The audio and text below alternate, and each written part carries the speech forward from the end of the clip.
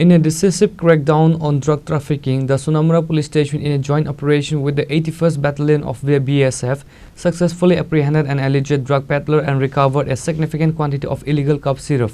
The operation led to the arrest of Shahinur Islam, a resident of NC Nagar, Sonamura Police Station area. Following the arrest, Shahinur Islam will be produced before the court today for judicial proceedings.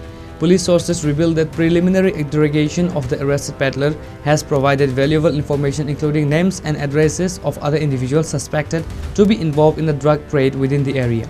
A total of 58 bottles of Eskuf cough syrup. A case has been registered against the accused at the Sonamura Police Station under relevant section of the NDPS Act. The information regarding others involved in the illegal drug business is being verified, said a senior police officer.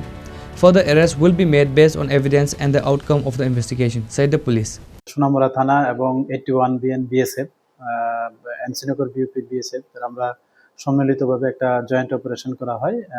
এটা দাউদারানি চমুনির পিছনে IB ফেন্সের সঙ্গে একজন drug পেডলারকে detain করা হয় এবং ওনার কাছ থেকে ওনার হেফাজত থেকে টোটাল 58 নুস এসকপ সিরাপের বোতল উদ্ধার করা হয়, যা নারকোটিক্স ড্রাগসের মধ্যে পড়ে। তো এ নিয়ে আমরা সোনামুড়া থানাতে একটা এনডিপিএস দ্বারা মামলা নেওয়া হয় এবং ওনাকেও গ্রেপ্তার করা হয়।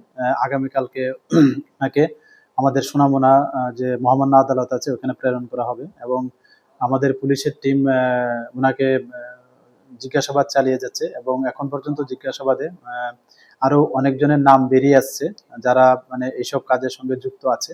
তো আমরা এই যে তথ্যগুলি আমরা আমাদের যে সিস্টার এজেন্সি আছে প্লাস আমাদের যে বিএসএফ এর যে গোয়েন্দা দপ্তর আছে আমরা ওনাদেরকে এগুলি শেয়ার করেছি।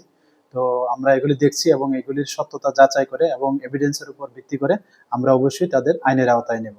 The continuous joint operation by the police and BSF are part of the sustained effort to curb cross-border narcotics smuggling and make the region drug-free.